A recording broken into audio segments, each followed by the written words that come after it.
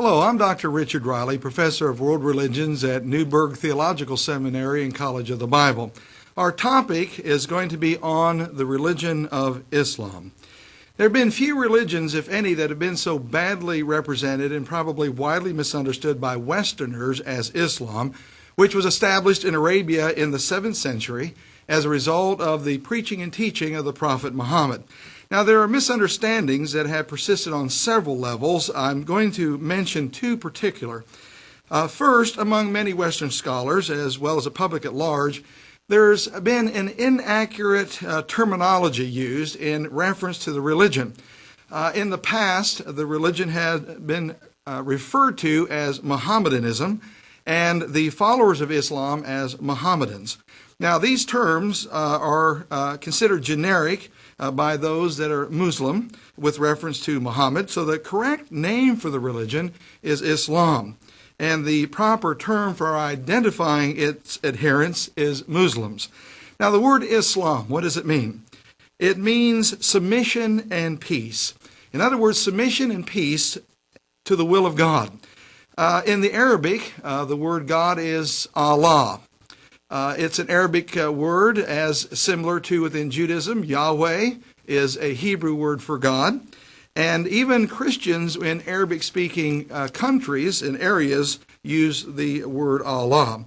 But again, Islam means submission and peace to the will and guidance of God and living in peace with oneself and with one's surroundings. So in essence then, Islam lay in submission to God, which Muslims believe results in peace of mind and soul. Now, another misunderstanding and among the West is the common impression that Islam is entirely an Arab religion, when in fact Islam is one of the world's most widely diffused religions. Let me just give you some basic information. Muslims constitute about 24% of the world population. So there are approximately 1.6 billion Muslims in the world today. When you compare that to Christianity, Christianity constitutes around 2.1 to 2.4 billion of the world's population, currently standing at about 6.8 billion. Fewer than 15% of Muslims are Arabs.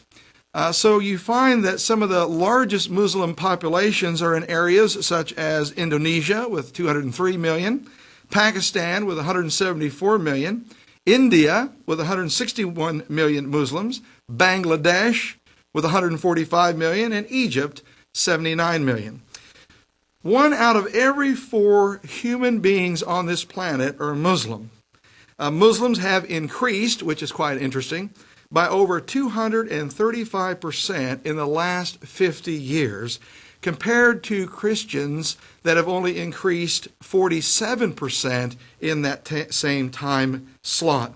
Islam is the second largest religion in France and Great Britain today.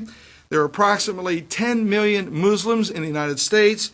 Compare that to the population of Jews, which is about 6 million in the United States. So again, the impression among the West is that Islam is entirely an Arab religion, when in fact, as I'd mentioned, it's one of the world's most widely diffused religions. Now we go back to the Old Testament, and we have this story, if you recall, of Abraham and Sarah. And they were unable to have any children, which posed a problem, considering that Abraham was from his seed, a great nation was to derive, and they were without children. So it was Sarah who allowed Abraham to be with Hagar, and as a result of that union between Abraham and Hagar, as a result of that was Ishmael. And then later, of course, Sarah has a child with Abraham by the name of Isaac. So Abraham and Sarah's child Isaac is the Judaic line, and among Muslims it's believed that it's Abraham and Hagar as a result of the child being Ishmael among the Muslim or Islamic line. It's believed that, of course, Sarah becomes jealous of Hagar and Ishmael, and they are banished from her sight and end up, according to Islamic understanding, to the area which is now known as Mecca, which is the holiest city within the Muslim world. Now, of course, who was born there was the Prophet Muhammad. So it's interesting, again, how this line from Abraham and Hagar, and of course Ishmael and the descendants of Ishmael, those that were residing in that area of Mecca, of where Muhammad was born. This is the link that Muslims see themselves in, this long line of going back to Abraham. Now I want to talk just a little bit about the life of Muhammad. Muhammad was born in 570 A.D. and died in 632 A.D. The word or name Muhammad means the praised or the praised one. It's believed by Muslims that on the night of Muhammad's birth, there was a star that illuminated the skies as though it were day. It's also stated among Muslims that as a young infant, Muhammad was visited by two angels. And it's said that these angels opened Muhammad's chest with their bare hands and washed his heart with snow so that it might be as clear as crystal. There's another story as well that these two angels had extracted Muhammad's heart as a young infant and subsequently placed his heart in a bowl of red rubies. The whole point being is that the understanding among Muslims is there was a black spot upon the heart of Muhammad that was extracted as a result of these two angels, implying, obviously, the eradication of sin within Muhammad's heart and within his life. Now, as I'd mentioned, tradition states that Muhammad was born in the city of Mecca around 570 A.D. to parents who belonged to a clan called the Quraysh. His father, we're told, died before Muhammad's birth. It was very standard procedure as a caravan driver or runner, as which Muhammad's father was, that they would leave from the southern part of Arabia, Yemen, would travel around the area of Mecca as they would head north into the area of Syria, where they would certainly trade, purchase jewelry, spices, and any other wares that they might have in their caravan. So it's believed, though, that his father, on one of these trips to Syria and in that vicinity, died. So then, about a few years later, his mother, Aminah, died when he was 6, which subsequently leaves Muhammad as an orphan. Muhammad then went to live with his grandfather, and his grandfather was the custodian of the Kaaba, which is one of the holiest areas and sites, which we'll talk about a little bit later, in Mecca. This arrangement lasted for about 2 years until the time that Muhammad was about 8, and at the death of his grandfather, he was then placed in the care of his uncle, an individual by the name of Abu Talib.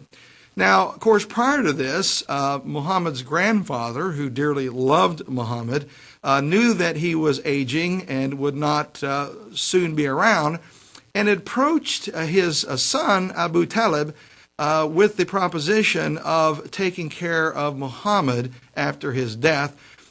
His grandfather had other sons, but his grandfather believed that Abu Talib had a kind heart and a gentle heart, and it'd be a place of which Muhammad would be raised and subsequently taken care of. Now, as a child, Muhammad obviously was raised as a caravan driver through the experiences of his uncle, Abu Talib. Now we find Muhammad as a young man and desiring to go out on his own. And so he approached his uncle, Abu Talib, and stated that he would like to branch out on his own, since he'd been with him since his childhood, and work for a caravan company. His uncle, Abu Talib, commented that he had seen posters or flyers around the vicinity of Mecca about an individual who had a caravan business, and that Abu Talib thought it might be good if Muhammad would go and inquire to see if there was any job positions or openings. And so he did.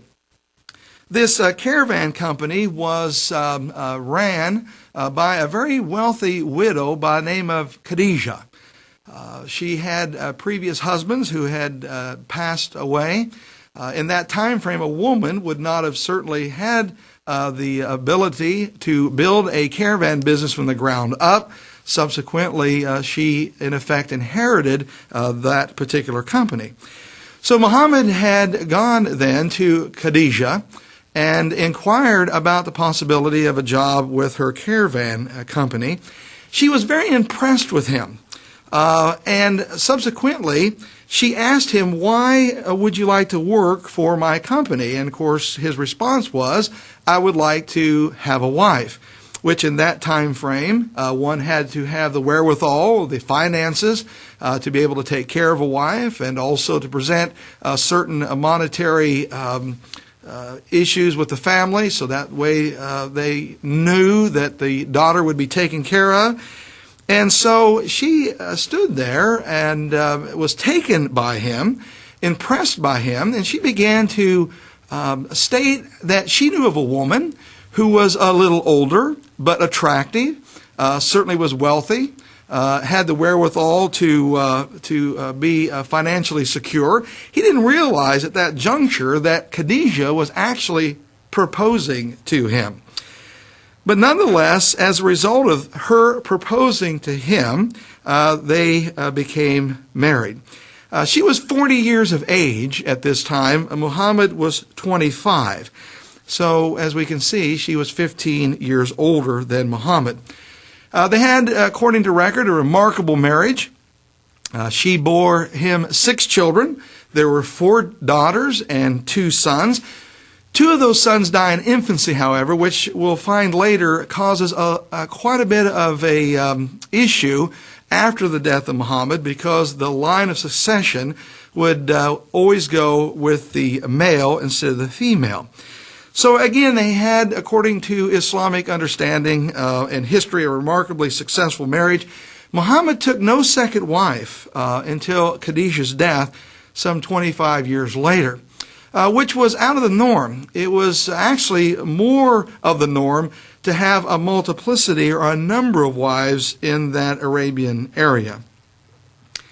Now I want to talk just a few moments about pre-Islamic Arabia. In other words, what's going on along the Arabian Peninsula prior to the advent of Muhammad stepping out into history. Well, as I had mentioned, Islam began among the Arabian desert peoples in the 7th century. These people had developed, these indigenous people of this Arab peninsula, had developed religious forms of their own, but they were also exposed to a lot of other religions, such as Judaism. There were many Jewish tribes in the Arabian area peninsula. They were also exposed to Christianity. They were polytheistic, meaning they had a belief in many gods. And then also they were exposed to Zoroastrianism, also a monotheistic religion. Now, why didn't Christianity have that great of influence on the Arab people in pre-Islamic Arabia? Primarily for 2 reasons. First, Christian theology in the Byzantine world was divided over the nature of Jesus Christ. In actuality, there were theological and military battles that were waged over the precise relationship between God and Jesus. So this really was probably what caused a desire for a prophet such as Muhammad to step forward and to preach that there is no God but Allah.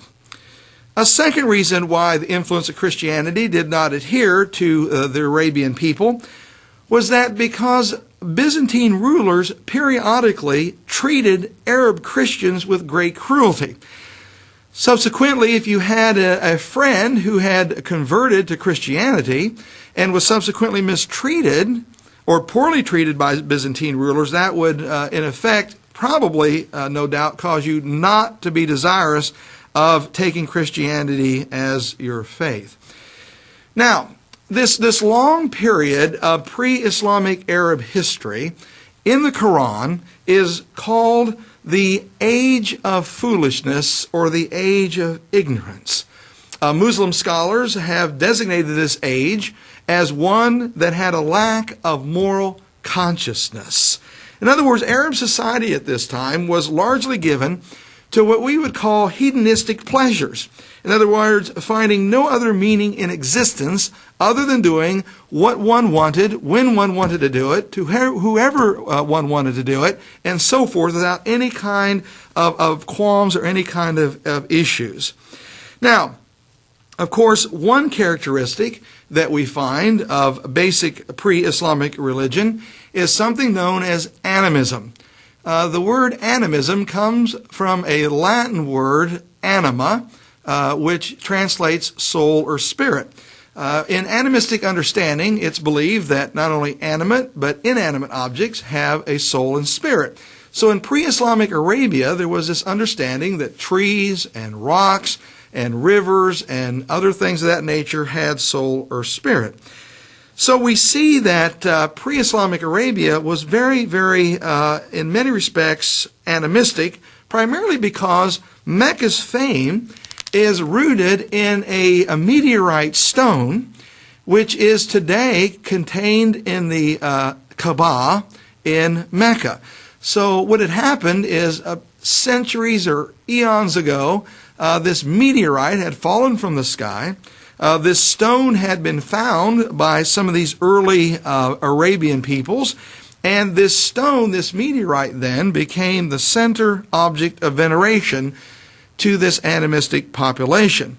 And subsequently, the pilgrims, in other words, the indigenous peoples of Arabia, built an enclosure around it.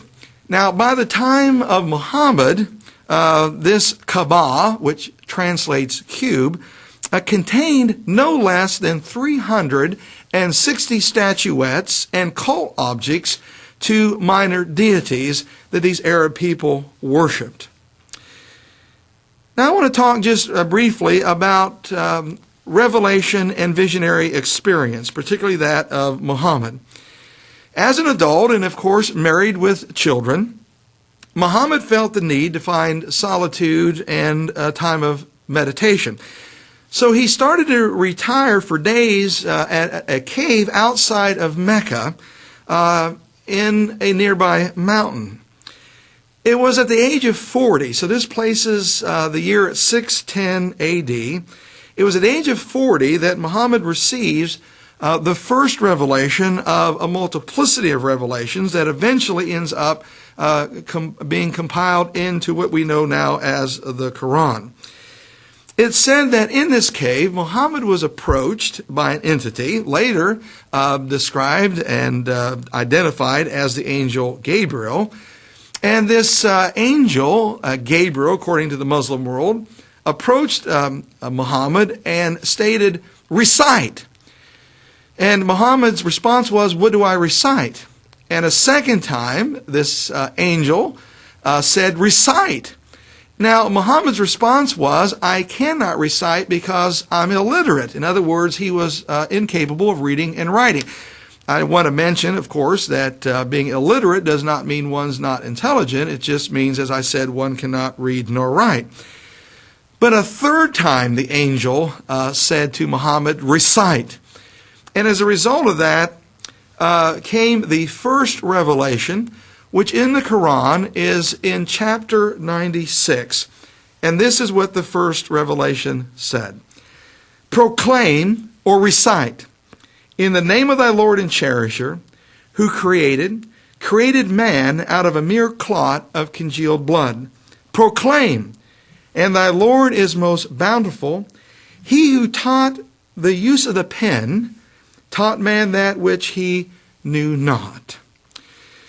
Now, after having received this revelation, Muhammad actually ran home, quite agitated, certainly agitated not in terms of being angered, but in effect being somewhat frightened, and ran to his wife Khadijah, fell down at her feet, and exclaimed, "Cover me, Khadijah, cover me." And then he proceeded to tell her about this vision of this angel that he'd received while in the cave. Khadijah, consoled and encouraged Muhammad after he had informed her of this revelation. She asserted that what he had saw was not an evil spirit, which at first he thought was true. What she did then to validate that this was a legitimate revelation, reportedly Khadijah takes Muhammad to her cousin, who happened, interestingly enough, to be a Christian scholar, and his name was Warqa. It was this cousin of Khadijah's, who was a Christian scholar, who confirmed that Muhammad had received a revelation that he was viewed and would be viewed as a prophet sent by God with a sacred law like that of Moses, the great lawgiver. So the night of that first revelation within the Muslim world is called the Night of Power.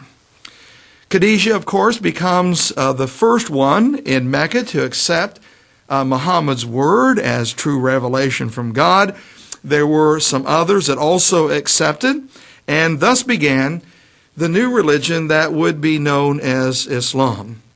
Now, Muhammad preaches these revelations quietly for about 3 years until he had about 40 followers.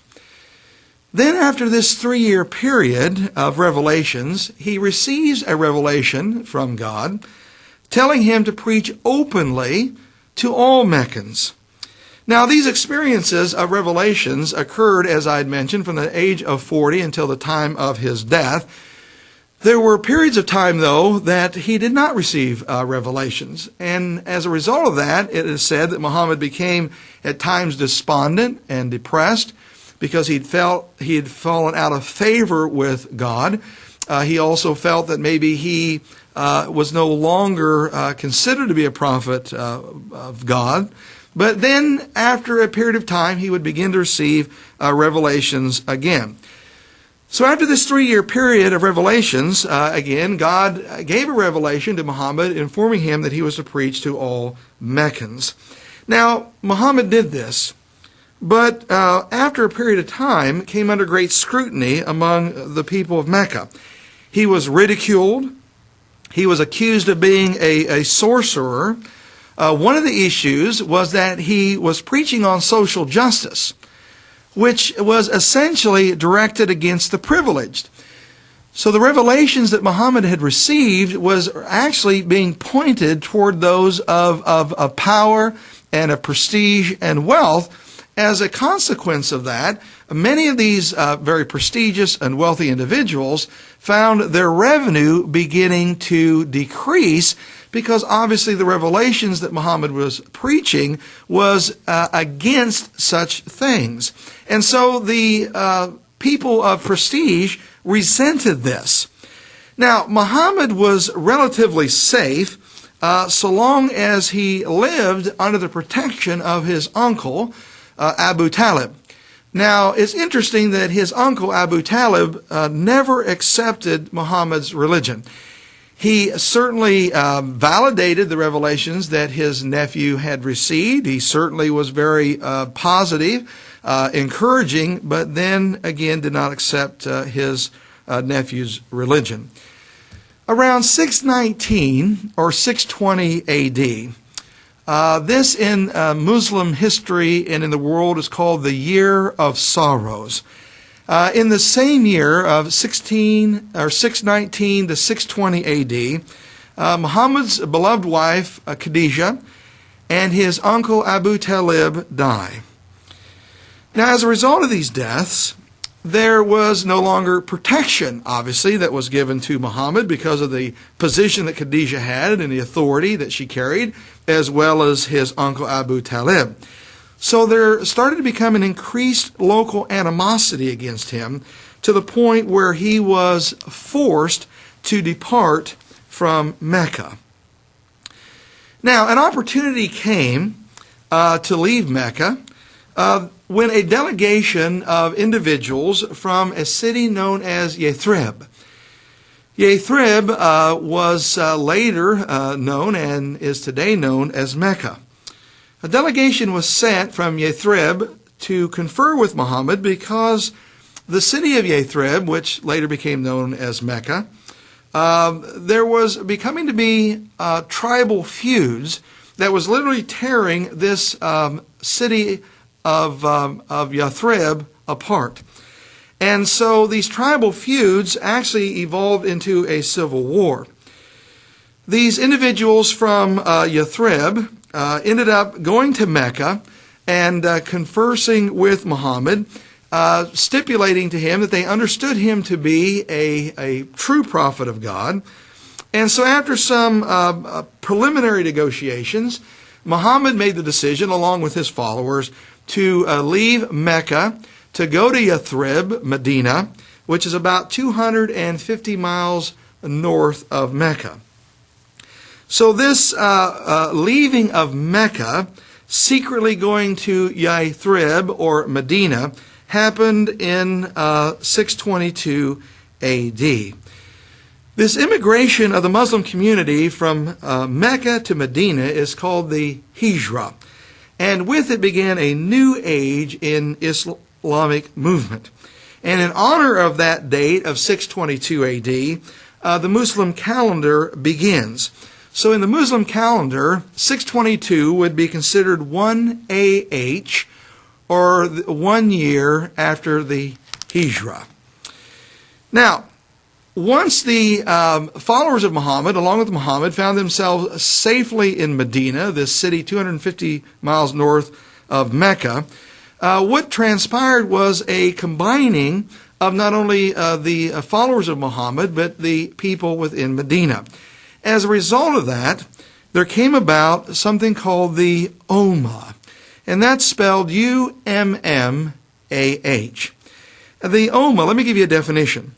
The Ummah is a community based on a common faith, a community of prayer and worship, as well as a community with its own government, economy, and military force.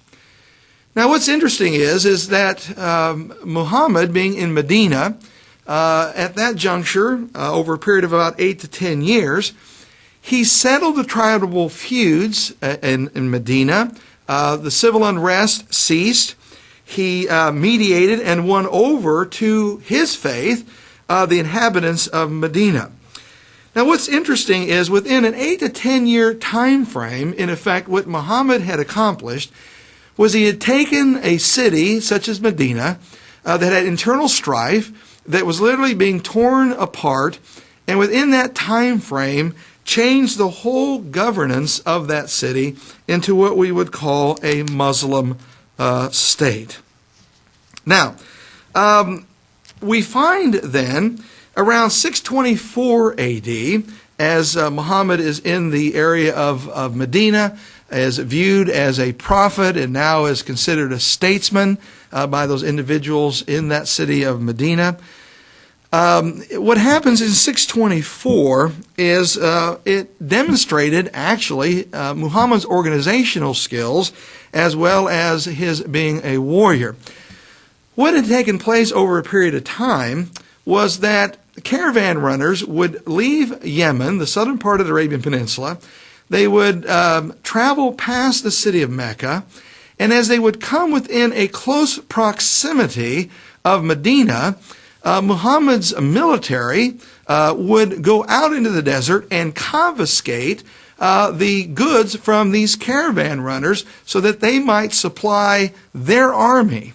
Now, of course, this is not going to set well with caravan runners. Certainly it's not going to set well with the caravan runners that were in the city of Mecca. So in 624, again, he showed great skill as an organizer and a warrior. There were some attempts at a treaty between Medina and Muhammad and his military with those in Mecca. It fell through. The attempts at a treaty did not transpire. As a result of that, Muhammad takes 10,000 of his followers, 10,000 of well-armed, well-strategized military personnel, and starts to head toward his former birth city of Mecca. And of course, this happens on January 1st, 630 A.D. Now, what's interesting is, as he was approaching Mecca, word got out that this was going to take place, that he was coming toward Mecca from Medina with 10,000 well-armed individuals. There was a delegation that met him about halfway, and they submitted to Muhammad. There's been a couple of understandings about this. Some contend that the Meccans decided to submit or to give up because of the number of military personnel that Muhammad had at his disposal, which was 10,000. There's another belief that as a result, over a period of time, the Meccans, who had transpired to assassinate him, to rid him of Mecca at one point, they found that 8 or 10 years later, he was being completely recognized as being a prophet of God, as well as I'd mentioned, a great statesman. And that word, many believe, had started to come back into Mecca, to where those within Mecca started to think to themselves they had made a horrific mistake by having kicked, so to speak, Muhammad out of Mecca. So nonetheless, they submitted to this newfound religion known as Islam. Now, we can summarize Muhammad's achievements in 3 areas. The first is this, that Muhammad actually brought a new religion complete with new ethical and monotheistic concepts to a pagan people in the Arabian Peninsula, particularly of Western Arabia. This religion was centered on a book, the Quran, which we'll talk about in a few moments, which was considered to be the infallible guide to thought and conduct. The second achievement, we can say, was that Muhammad succeeded in establishing a new empire of united and well-armed and organized Arab tribes committed to the will of Allah. And then third, we can say that he provided a missionary incentive for his followers to spread their control over others and in outlying areas. Again, I want to make emphasis and place emphasis on the fact that while in Medina, as I'd mentioned, Muhammad had in effect changed that entire city into a Muslim state. Now here in the United States, we have what is called separation of church and state. It's been upheld by the United States Supreme Court and others. And so we have a tendency in America to separate church from state. In the Muslim mind, however, church and state are one. They're inextricably linked. There's not a separation in the minds of Muslims between those two entities. Now, I want to talk just a little bit about literature and law. And I'm going to be talking about the Quran. And I want to go then to another writing called the Hadith, and then we'll talk about Sharia law. But let's first talk about the Quran. Muhammad, of course, wrote nothing. This was fairly common among religious figures. We see this among Jesus, that he had not written anything, at least nothing that we've found thus far. Also, Buddha, Siddhartha Gautama, had not written anything. And it's the same with Muhammad. Of course, Muslim, their contention is, of course, as I mentioned before, that Muhammad was illiterate. But the utterances of the revelations he received, he would state these revelations to others, and they would record these revelations. They were recorded by his supporters, and then later they were organized by editors. Now, I have a copy of the Quran in my hand, and the Arabic word Quran, which actually can be spelled 2 ways you'll find. One, K-O-R-A-N. Another way the Quran is spelled is Q-U-R'-A-N. But the word Quran in Arabic translates reading or recitation. You'll find among Muslims today that they will read the Quran and in effect read it aloud because of their belief of the beauty of the Arabic language.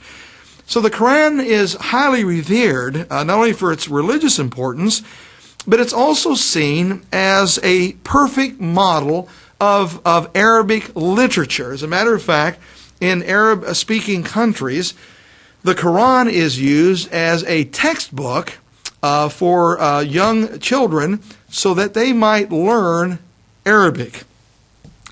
It's believed also, because of that the Quran in Arabic, that there is a mirror image of it in heaven with Allah.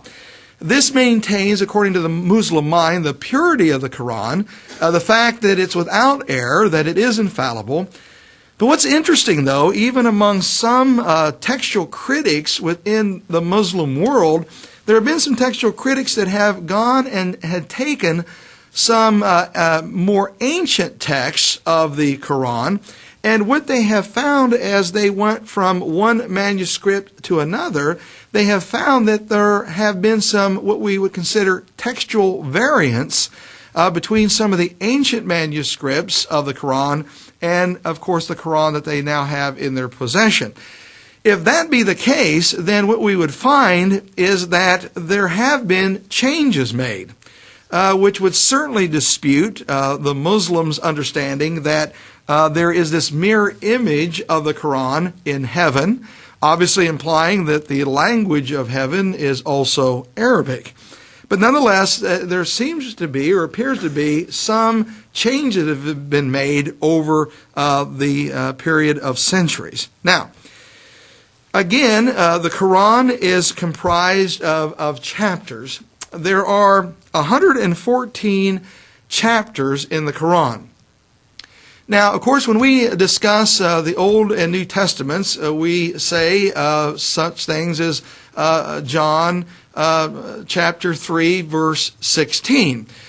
We can also say that with the Quran, but in actuality, a chapter is called a surah, S-U-R-A. So when making reference to the Quran and its chapters, Muslims will use the term surah, or if it's more than one chapter, they're referring to, obviously, surahs. Now, the contents of the Quran are varied. You're going to find in the Quran that there are revelations that had been received by Muhammad as he was residing in Mecca. You're going to see also revelations that Muhammad had received while he was in Medina for those number of years. Some of the sections in the Quran deal with ceremonial and civil law. Others deal with theological views. They deal with moral exhortations. And in the various chapters, which you'll find, are also biblical characters. You'll see and read names such as Adam, Moses, Abraham, Mary, Joseph, and even Jesus Christ. What's interesting about the Quran is it does not read in a narrative manner, as does our New Testament. When we read, let's say, Matthew and Luke, it reads in narrative form. It's in chronological order. So like with Matthew's, we would start with the birth narratives of Jesus, and it would proceed all the way through the time of his entering Jerusalem for the last time. It would then deal with his trial, his crucifixion, his death, burial, and eventual resurrection.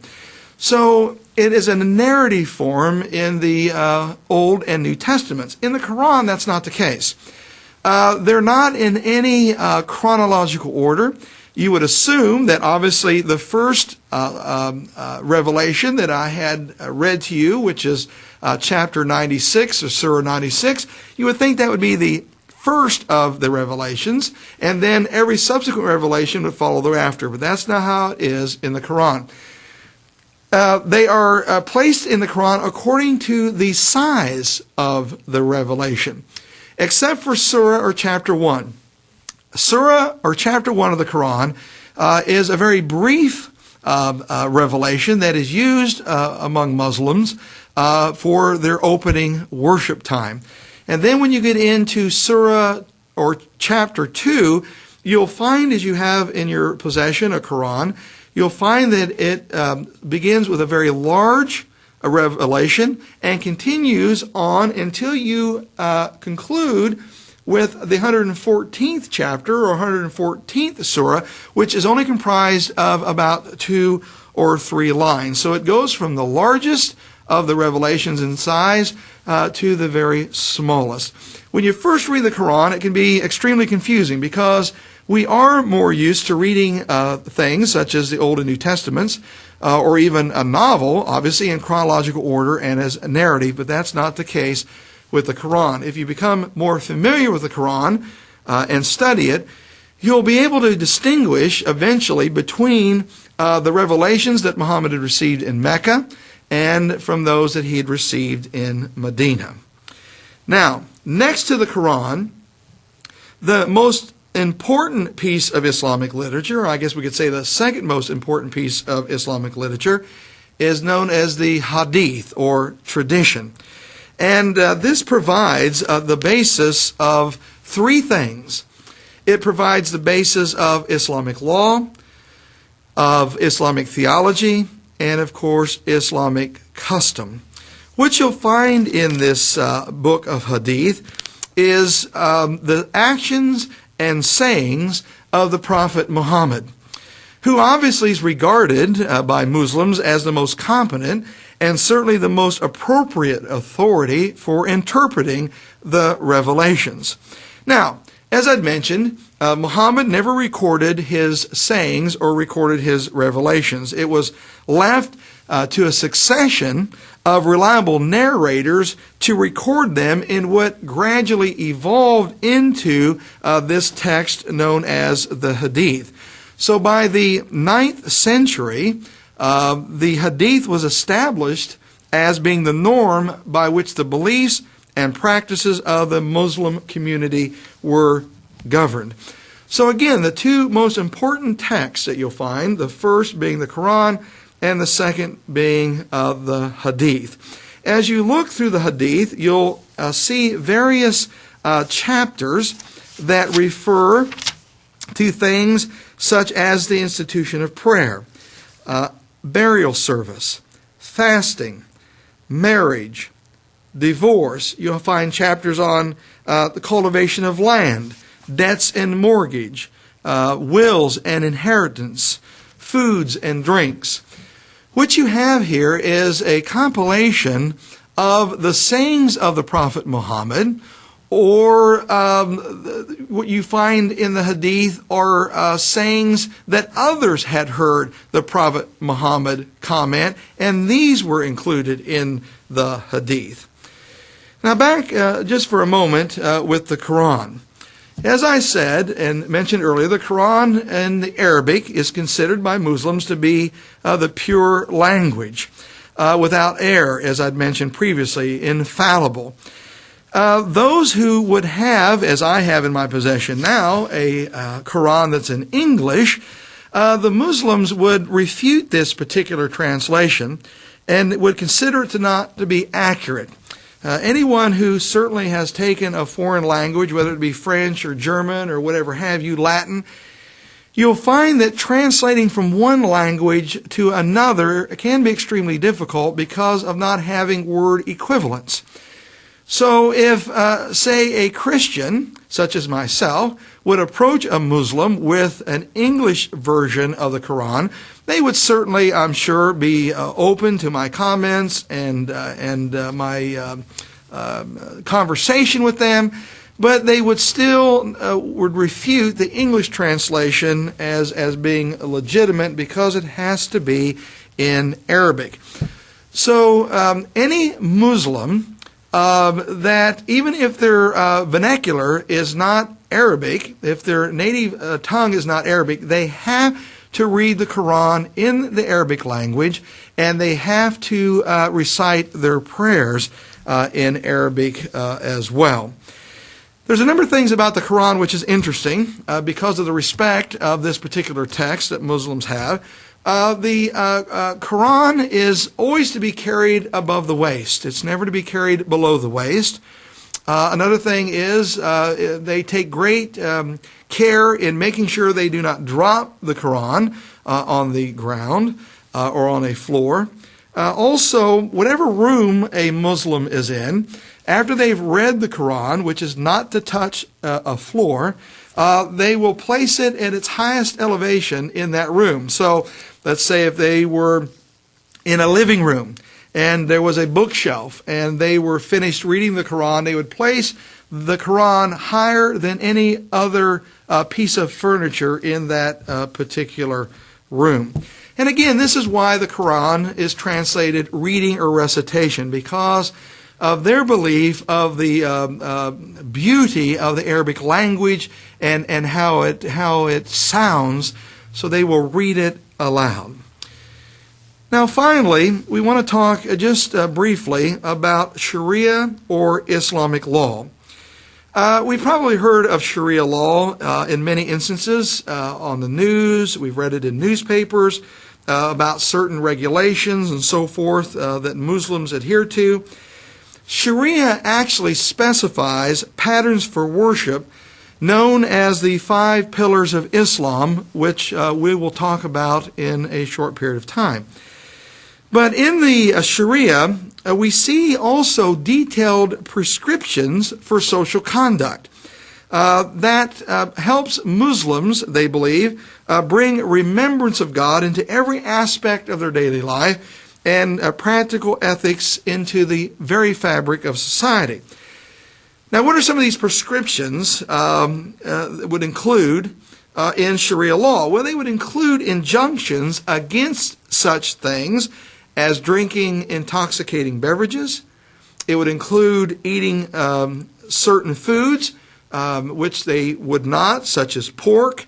They would not eat any kind of predatory animals or birds, or any improperly slaughtered animals, which you'll understand as being somewhat similar to the religion of Judaism, because within Judaism they also have injunctions against eating improperly slaughtered animals, and of course that is referred to as kosher laws or kosher food. So in many respects you'll find that the practices of the Islamic world and among Muslims can be somewhat similar to those within Judaism, primarily for a couple of reasons. Within Christianity, you'll find that Christianity is a religion that is considered to be orthodox. Orthodox translates correct doctrine or correct teaching. You'll find within the Muslim world or within the religion of Islam that, and also within Judaism actually, you'll find that those two religions would be considered more orthoprax. In other words, correct practice. So within Judaism, obviously, you have the Mosaic laws of which Jews have to adhere to, certain kosher laws and others that are established in the Old Testament. And so they practice those so that they might find favor with Yahweh or God.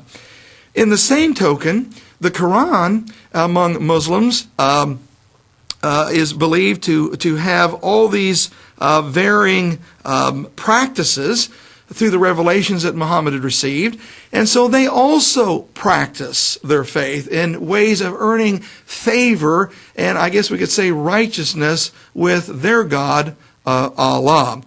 So there is quite a difference, considerably so, between Christianity and obviously between Islam, between Christianity being orthodox, having correct teachings. Now that doesn't mean to imply that Christians don't have correct practices as well.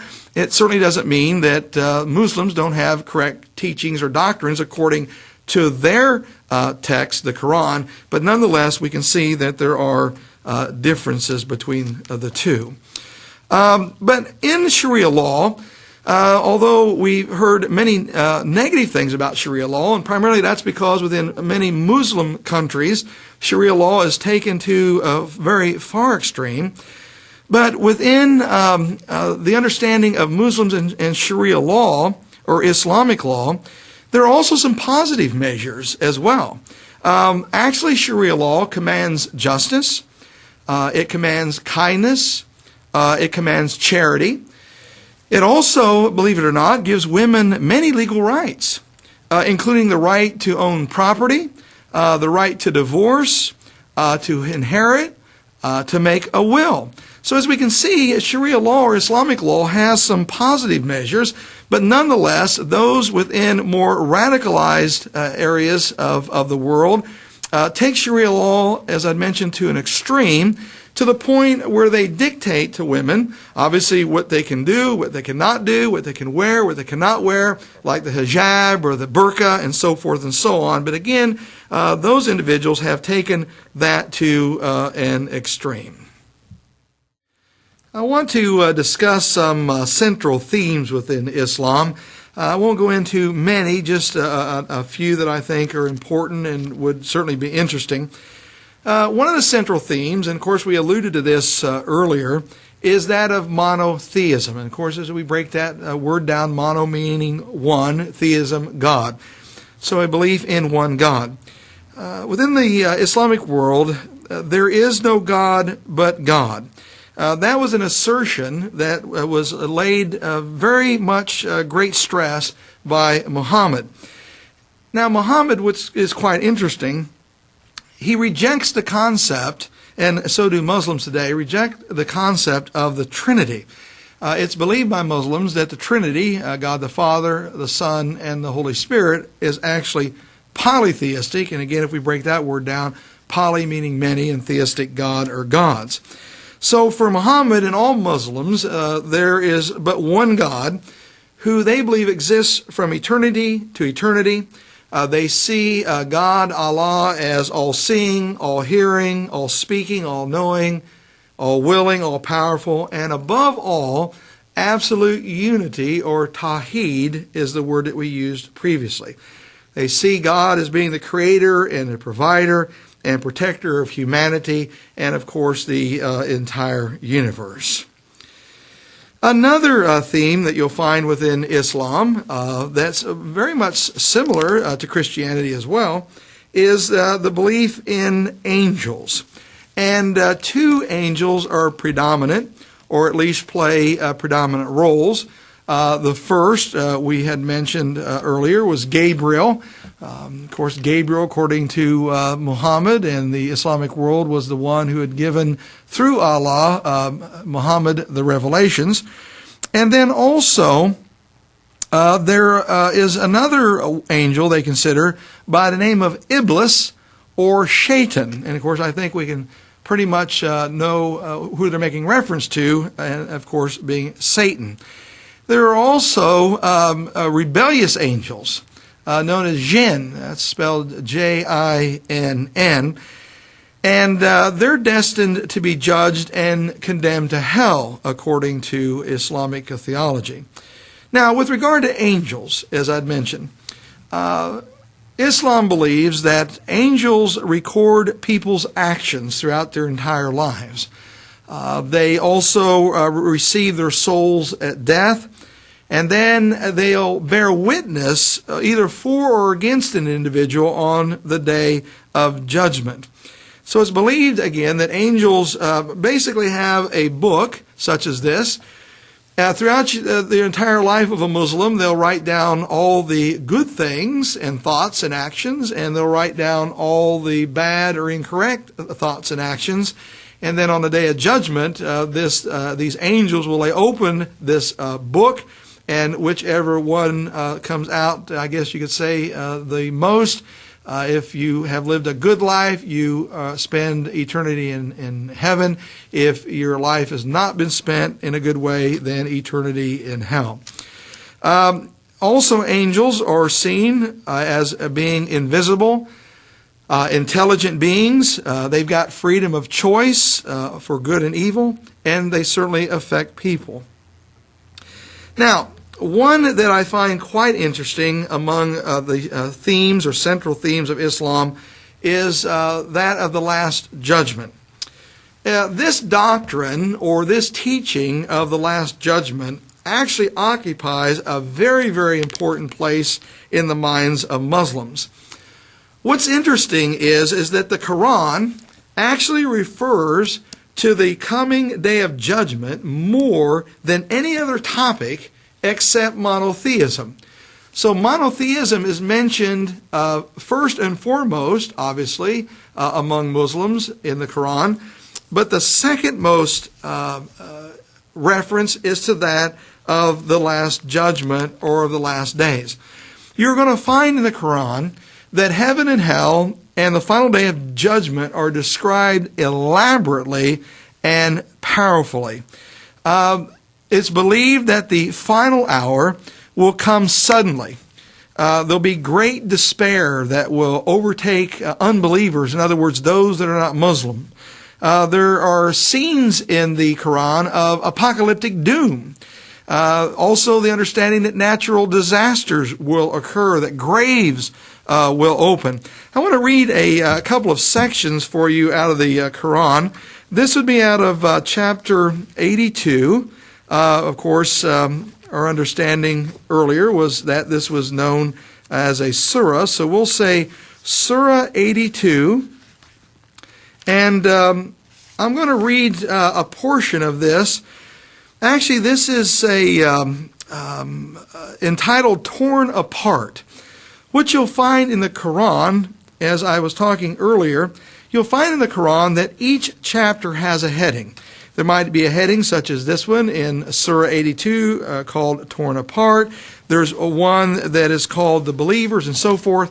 These titles are given to these various surahs or chapters because that word somewhere or sentence somewhere is included in that revelation. And that's how they can distinguish one revelation from another, by its title and word usage. Let me read to you, as I'd mentioned about this day of judgment being described elaborately and powerfully, let me read to you out of Surah 82. It says, "In the name of God, the Lord of mercy, the giver of mercy. When the sky is torn apart, when the stars are scattered, when the seas burst forth, when graves turn inside out, each soul will know what it has done and what it has left undone. Mankind, what has lured you away from God? Your generous Lord who created you, shaped you, proportioned you in whatever form He chose. Yet you still take the judgment to be a lie. Over you stand watchers, noble recorders," in other words, angels who are recording every action, "who know what you do." And then it goes on and states, "The good will live in bliss, and the wicked will burn in the fire. They will enter it on the day of judgment, and they will find no escape. What will explain to you what the day of judgment is? Yes, what will explain to you what the day of judgment is? The day when no soul will be able to do anything for another. On that day, command will belong to God."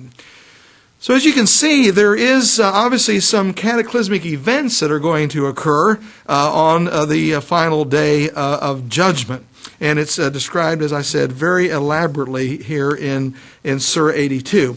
I also want to make reference to Surah 75, or chapter 75, which is entitled The Resurrection. And this is a Meccan surah. This was a revelation that Muhammad had received while in Mecca before his movement into Medina or Yathrib. And this deals with the day of resurrection, and it deals with man's denial of that day of resurrection. Let me read this to you. This again is Surah 75. "In the name of God, the Lord of mercy, the giver of mercy, by the day of resurrection and by the self-reproaching soul, does man think we shall not put his bones back together? In fact, we can reshape his very fingertips." Now, they use the word "we" here. Many think that this is making reference to multiple God concept, which is not the case. As we said, Islam is a monotheistic religion. The "we" is always in reference to Allah in the minds of Muslims. It goes on and says, "We can reshape his very fingertips. Yet man wants to deny what is ahead of him.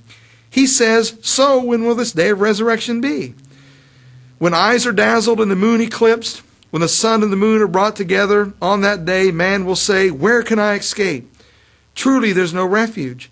They will all return to your Lord on that day. On that day man will be told what he put first and what he put last. Truly man is a clear witness against himself, despite all the excuses he may put forward." And then it goes on in further discussion. So again, very elaborately, it describes these natural disasters. It speaks of cataclysmic events that will occur. And also, within the Muslim understanding, there's going to be a resurrection of the body that will occur on the last day, as it mentions of the graves opening up as a result of this apocalyptic doom. As a result of the belief of the actual resurrection of the body, Muslims bury their dead and prohibit cremation. Now, of course, the question then becomes what happens if one's a Muslim and happens to be caught in a fire of which they are burned.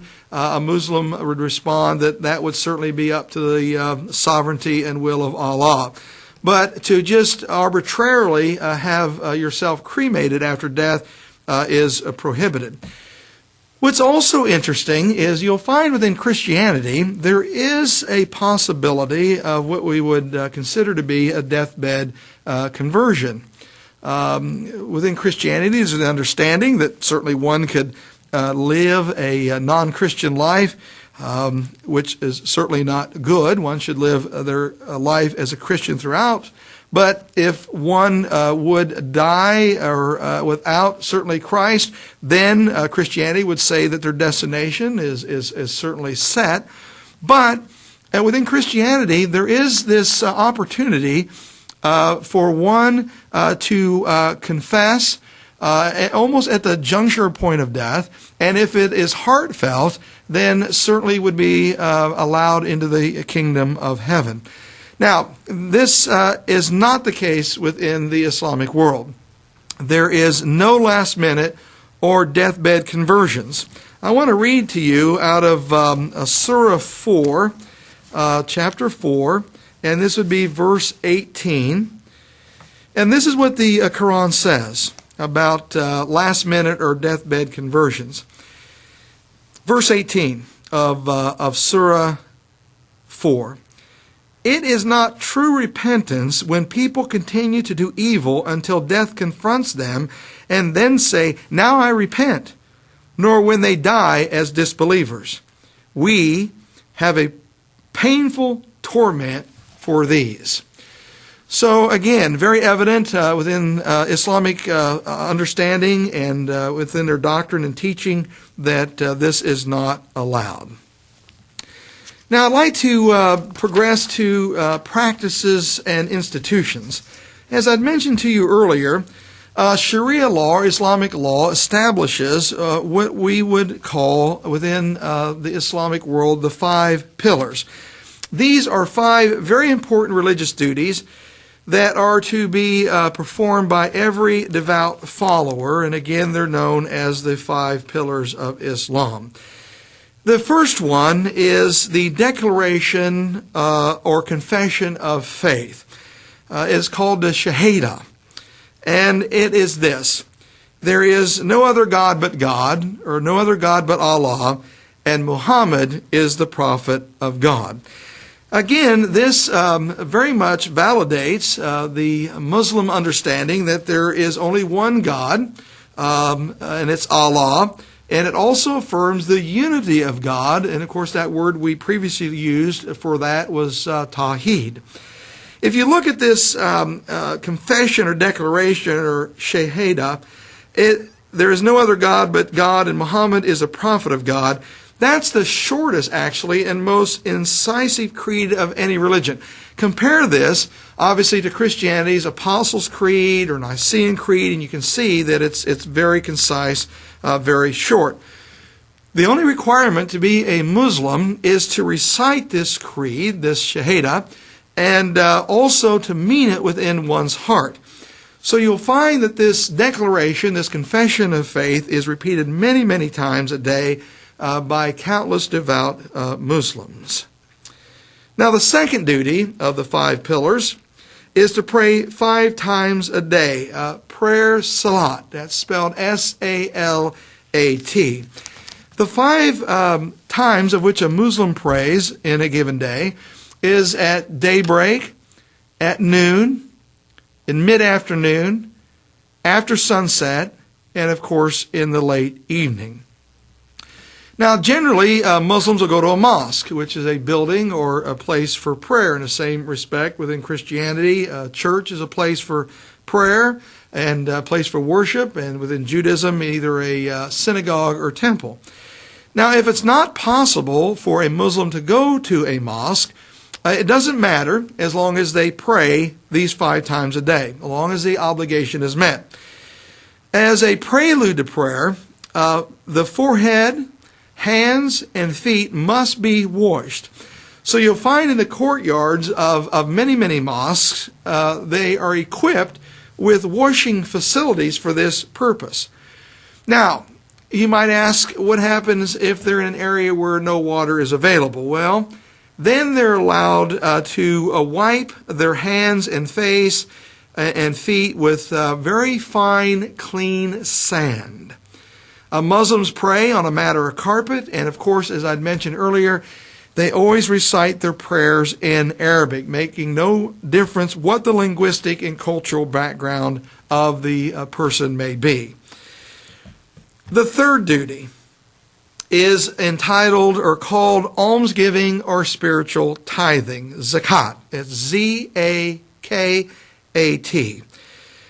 The third duty is giving to the poor, and that's considered to be an outward sign of true piety. Zakat, actually, that title means purification. In other words, a Muslim believes that their wealth is considered to be a gift of God, and by sharing the abundance bestowed to them by God is thought to be a privilege. Now, within Christianity, of course, tithing is always considered to be 10% as a minimum. Of course, that's taken out of the Old Testament book of Malachi and other references in the Old Testament. And, of course, there's always agreement or disagreement on whether that 10% should be gross or net.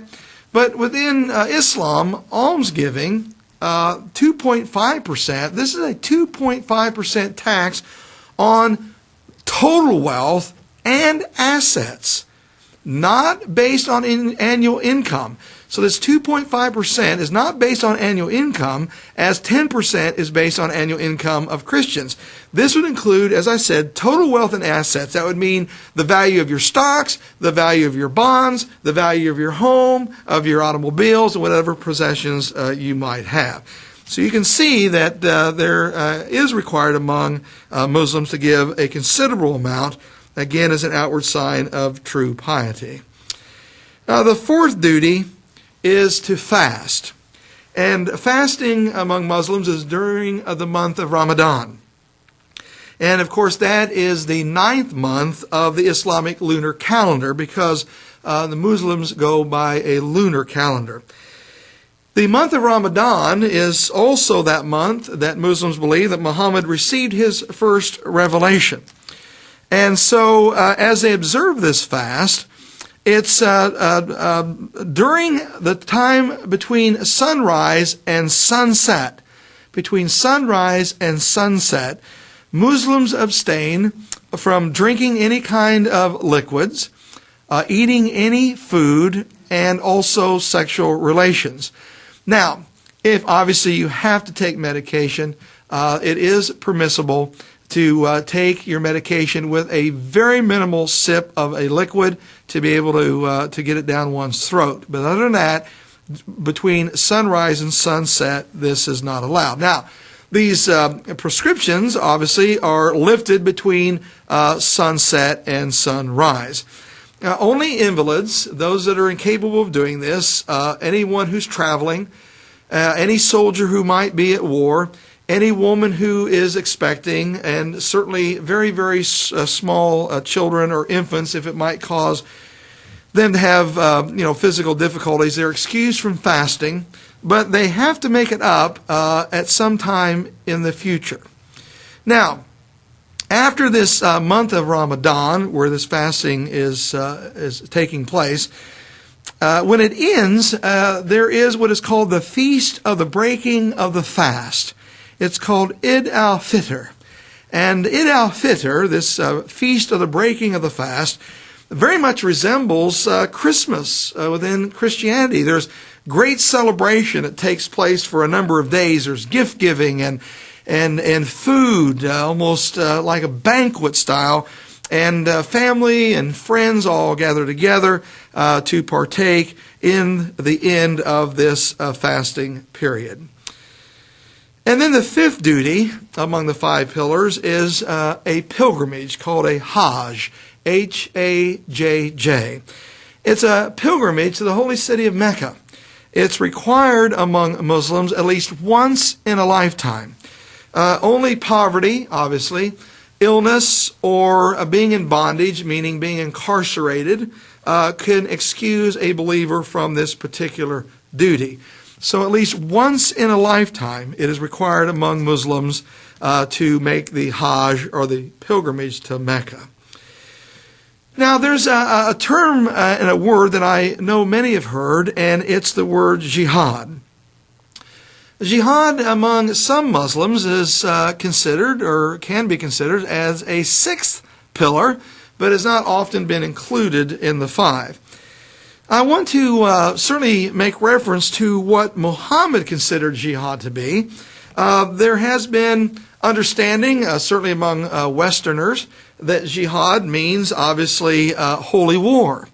If we recall, a couple of decades ago, a gentleman by the name of Salman Rushdie, there was a jihad placed on him by Ayatollah Khomeini, because of his writing a book entitled Satanic Verses, and of his betrayal, I guess you could say, of according to Muslims, of Muhammad, and also of the religion itself. So the Ayatollah Khomeini placed a jihad on Salman Rushdie's head, which caused Salman Rushdie for about 10 years to exit society, where he was not seen. Of course, now, many years later, that jihad had been lifted. He's no longer under that, and we see him periodically on the news or read about him. But actually, the word jihad means striving. Let me explain how Muhammad would view this. Muhammad said that jihad was actually a struggle against the lower self. A struggle against the lower self. In other words, Muhammad believed that there was an internal fight that was going on in every individual. It was an internal fight between doing right and wrong, between error and truth, between selfishness and selflessness, between hardness of heart and all-embracing love. So Muhammad's understanding of jihad, at least his primary understanding, was that an individual needed to struggle against the lower self. In other words, to keep wrong in submission, to keep error down, to keep selfishness away, to suppress hardness of heart, and lift up all those good virtues. Now, obviously, jihad has this quality of combativeness, this activity of being engaged in combat against infidels, those that are non-Muslim or pagans. And of course, in that respect, jihad is known as holy war. It would entail, in that respect, an active struggle using armed force wherever necessary. According to Islamic understanding, holy war is not to be administered, or is not to be done by the result of the acquisition of other lands or properties. Actually, jihad is only to be called for in the protection of one's own possessions or one's own country. But again, many take that out of context. Now, what I want to conclude with is I want to discuss the variations that we find within Islam. Now, the report of Muhammad's death caused some to want to confer immediate divinity upon him. That was squelched, so to speak. It did not occur. But there was a concern as to who would succeed him as leader of the political and religious community. As we mentioned earlier, he had 4 daughters, 2 sons that died in infancy. And as you recall, I said this was going to cause a little bit of an issue at the time of his death. There then began, after his death, a search for a caliph, in other words, a successor. Because Muhammad did not have a surviving son, it was believed that the obvious choice of a successor would be his son-in-law, Ali, who was the husband of Muhammad's daughter, Fatima. Now, Ali, among the Ummah, among the community, didn't really enjoy the confidence of the majority of the Ummah or of the Muslims at that time. Ali, his son-in-law, was considered to be hot-tempered. He was considered to be unreliable. So a general consensus among the Muslims then was established that a gentleman by the name of Abu Bakr, which would be Muhammad's father-in-law, would be the rightful caliph or successor. Now, of course, many have thought, well, if that was Muhammad's father-in-law, Abu Bakr, then he would have to be quite old, because his wife, Khadijah, was 15 years older than he when they were married. This would not be Khadijah's father. Actually, Abu Bakr would be his youngest wife, Aisha. Aisha, if we go back a little bit in history, was the youngest of his many wives. Muhammad certainly had multiple wives. He did not take a wife, as I'd mentioned, during the entire years of marriage to his first wife, Khadijah. Afterwards, he took on many wives, partly because many of the women he took as his wife were widows and were without any kind of support or protection, so he took them into his home. Also, a number of his marriages was for the prospect of political issues. In other words, of combining 2 tribes, combining political force. So it was more political than anything else. Aisha was about 10 years of age, and Muhammad about 50 to 52 when she had been pledged to him, again for political reasons. Muslims will claim that the marriage was not consummated until she was 13 years of age, and yet that seems obviously exceedingly young. But you have to place yourself 15 centuries in the past and understand that these kind of alliances occurred all the time, and that a young girl such as Aisha, at the age of 10, being given as a wife to an older gentleman was certainly standard procedure, was not anything out of the ordinary. And I also want to make mention that it was Aisha who, as we'd mentioned earlier about the hadith, is really responsible for many of the sayings of Muhammad that is included in the hadith. Aisha was 18 years of age when Muhammad died in 632 A.D. He actually died in her arms. He claimed that of all his wives, he loved Aisha the most, I guess because of her youth and spontaneity. It's been said that he liked to joke with her considerably. He would have running races with her and would beat her in those running races, and then chide her that the reason he had beaten her was because she had gained a little bit too much weight, and he was capable of doing that. But nonetheless, it was not Aisha's. It was rather Aisha's father, Abu Bakr, who became the rightful successor of Muhammad. Now, obviously, Ali's supporters, the son-in-law of Fatima, Muhammad's daughter, are going to be rather disgruntled about this. And it was at that juncture that the seeds of a dissenting party were sown. And so, right almost from the very beginning, you had a split among the Muslim community. So there now you have the origins of the Sunni and the Shiites, or the Shia. Let me explain a little bit about each of these groups. The Sunni or Sunnites claim to represent orthodoxy, and hence they present themselves as being the true Muslims. There are approximately 85% of Muslims are Sunnis, also known as traditionalists. They speak of themselves as, quote, the people of the established custom, or Sunnah, and the genuine community. The Sunni claim to be the true representatives of Islam, whose beliefs and practices they believe correctly preserve the original faith that was established by Muhammad and his followers. So the Sunnis are said to be the traditionalists of Islam because why? Because they base their system on the custom of pious men from the very beginning. So the Sunni and the Shiite or Shia actually differ on two fundamental points. Obviously, line of succession, and secondly, religious authority. Now, the Shiites, or the Shia, hold that succession in the leadership of Islam follows through the family of Muhammad. And consequently, they consider Ali, again the son-in-law of Muhammad, as being the prophet's rightful successor.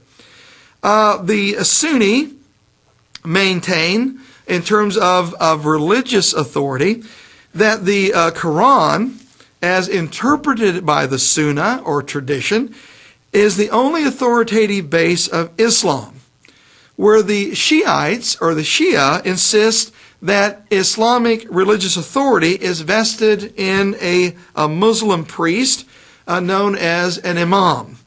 And so an imam would be considered an individual who would be infallible in all pronouncements regarding matters of doctrine and in matters of practice.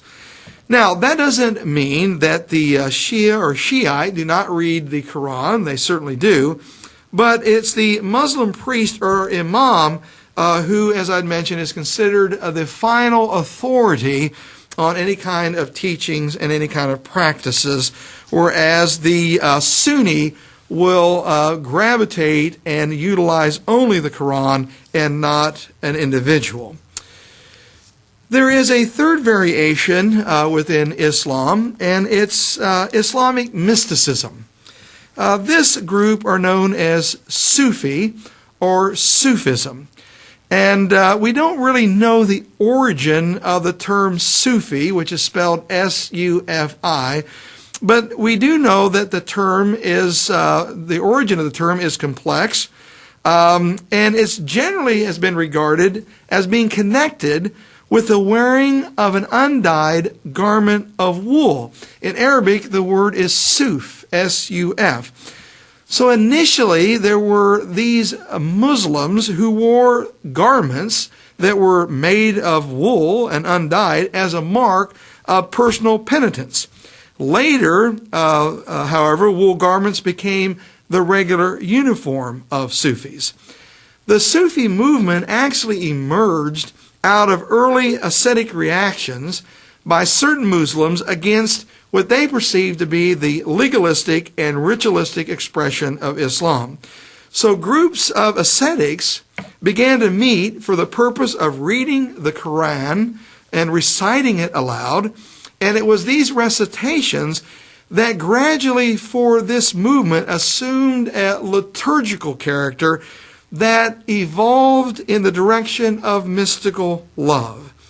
So Sufi practices vary, but generally they'll emphasize discipline, poverty, and abstinence from worldly pleasures. And they insist on the possibility of knowledge of God through mystical experience.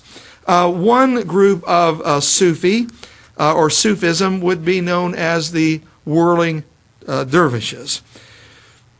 So as we can see, Islam is a very interesting religion. At times it might appear to be a rather complex religion, and in some respects that may be true. It's my prayer that through this seminar you've gained some further knowledge of the religion of Islam with regard to its practices, the variations, the life of Muhammad, and other aspects. And it would be my desire that you would get a copy of the Quran, read it, become somewhat familiarized with it, study it, gather more books that will certainly help you in understanding this particular religion. So again, we want to thank you for being a part of this seminar.